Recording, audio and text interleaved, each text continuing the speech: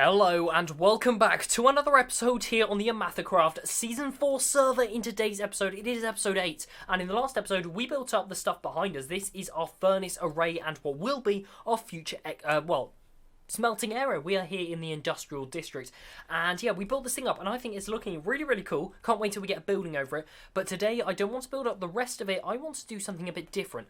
I want to make an XP farm, and for this XP farm I want to make it in this area because we're currently basing in this area for the time being, and we need to bear in mind that this furnaces are going to come all the way out to here, and the same on that side as well. So I'm thinking to square off the building somewhere back here, we're going to make our XP farm, making use of smelting, and we're going to make use of the smoker. And the way we're going to do this is we are going to have a massive not massive.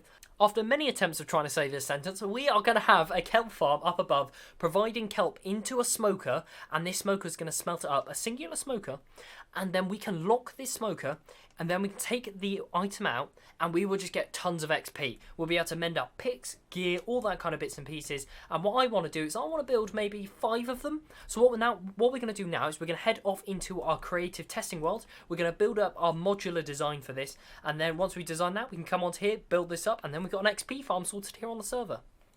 Okay, so after some messing around and playing with some designs, I've come up with this system here that is 3 blocks wide. It is tileable, and we can do whatever we want with it, really. So if we take a look at things, what we have on the front is we have the input for the face, where we're going to look at everything.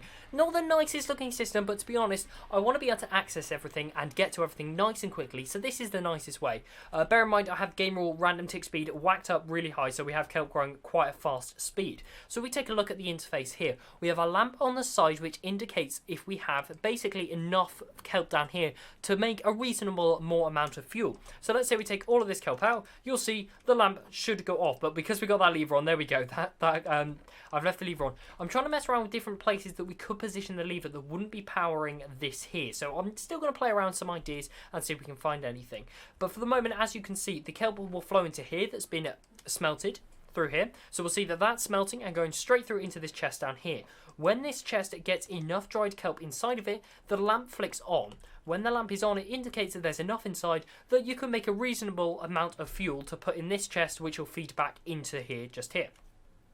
We have the lever on the front, so when it's smelting, you can just wait for this, and then we can pull out the item, we'd get a whole bunch of XP, and then we can flick it back on, so it would all go back into the chest. So this is a self-sufficient kind of design. You can then take this out, we can take all of that out, we'd be able to craft this straight into kelp blocks, just like that, and then we can refuel the system just like that, and they'd all flick back in. Really nice system. We're using a smoker, because that obviously smokes the kelp faster, and then if we head around the back, we can take a look at the redstone behind this. Very minimal, which is the way I like it. We've got the output chest down here. We have 5 redstone dots, which we detect eventually when there is about roughly 9 or 8 or 9 stacks in here. So there's enough to make some good amount of fuel. So that will then indicate that lamp to go on. Around the back, we have even more simple redstone going on for the kelp farm. We have, to make it make sure this water source doesn't go away, we have a stair there that's waterlogged to stop any items getting stuck inside of that. It means we can actually break that block back there. Then we have an observer detecting when that kelp grows. The piston then punches it off with that redstone dot back, goes into the hopper, which then leads into the smoker. Really simple design. I want to build a good few of these. I think I want to build maybe 5, or we'll see how many fit. Maybe, I'll have to have a look on the server and see. But what I'm going to do is I'm actually going to count up how many resources we need, so I can gather them all up first before we then build it all up. And just like that, we have 3 of the modules in place. I've decided I'm going to build 6 modules. We're going to have 3 on both sides. We're going to have 3 there, and we're going to have 3 just there. We've also obviously got this space, so that's also completely measured out. So this is enough room for this, the second side of the smokers to fit in there, and again for the second side of the blast furnaces to fit in over this side here. So that's all good and sorted. The last thing we need to do is just build up the next 3. This here is going to be our entrance. We're probably going to have to sort out this lake, fix that up a bit, probably fill it in eventually, because I think it is just in the way for the time being. Unfortunately, it would have been nice to keep it, but it seems like it's not going to be able to fit in there, and we still got that weird water bug. Anyways, so yeah, let's get the other 3 built up.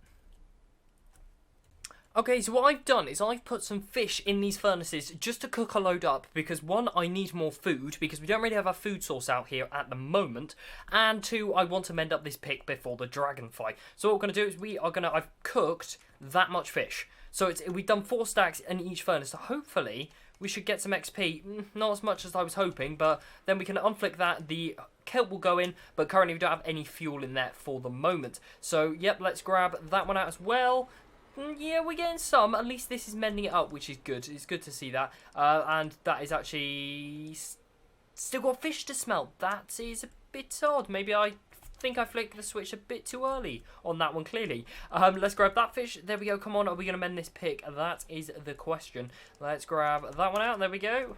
We are getting close. I mean, that's a lot better. This is going to be such a good source, especially when it's been smelting for such a long time. We kind of forget about it, and then we can come back to it, which will be absolutely amazing. So that's really good. As you can see, that's mended a good portion of the pick up. Now, I'm thinking this kelp is actually growing really slowly. I've actually spent quite a bit of time AFKing here, and to see only that much kelp in there, it's not great at all. So we might look into making some kind of industrial cactus farm around here at some point, maybe up there, and then it filters down into these furnaces. I think that might work just a little bit better. Okay, so the last time I recorded some bits for this video, it was before we did the Ender Dragon fight, and now I've got some wings and I'm really happy. Anyways, so what I want to do now is I've got an inventory full of rubbish bows. Why do I have that? Yeah, let's just get rid of all of that. As I was saying, I have got some end gear now, so we've got some shulker boxes, and we've got the elytra, which is amazing. I love the elytra so much. It's just so good. And we've actually got a box of firework rockets just in our ender chest down. I'm actually going to take this ender chest because I quite like that, because we are off to now to go and mine a load of sand. Sand is something that's so useful in the game, and I don't have any at all. So I believe someone has actually made the portal to the mining desert. So I think what we need to do is we need to go down to the old nether hub. And from down in the old nether hub, I believe I remember seeing some signs somewhere. Yeah. Aha! Mining desert. That's where we want to go. And do you reckon I really want to take off down here? Really want to take off. There we go. Yeah, it could be a long journey. And we've got here, there we go. I was trying to fly in the tunnel and it didn't go very well. Is this meant to be underground? I mean, I'll kill the bat. I want a bat head. But where are we? Oh, there's a way out. There we go. Are we? I mean, that's not a desert, is it? Aha, there we go. Right, this is the mining desert. Let's see if people have already been over here mining. So some people have been busy. I mean, it's not loads, but I'm sure this place eventually is going to get absolutely decimated. So what we're going to do is we're going to fill up 2 shulker boxes of sand. Let's begin the time lapse.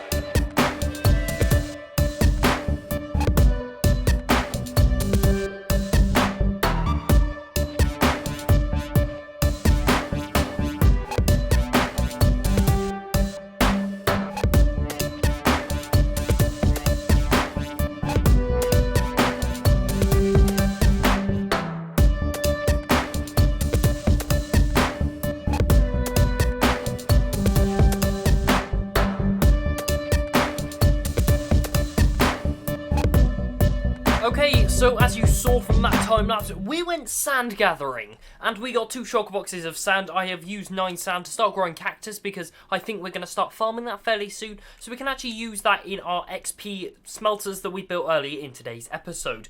I've also, as you noticed, went and mined a load of ice. I started mining pactite, and then I realised it's actually way quicker and way more efficient to mine the blue ice and discover the blue ice instead of mining compressed ice and then compacting it down to blue ice. So actually here we've got tons and tons of ice. So 10 stacks will be 810 normal ice, and we've got some more stacks there, so we have loads and loads of ice in there, which is absolutely brilliant. That's going to really help out for some projects I have lined up for the future.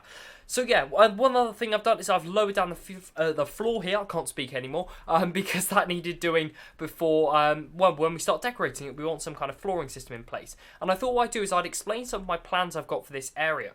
So currently, well, obviously we need to build up the second smoker unit. We will do that. I'll probably do that off camera at some point.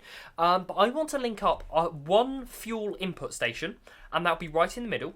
I want the output chest to be in here, and then I want the input chest to be in here for all 3 of these.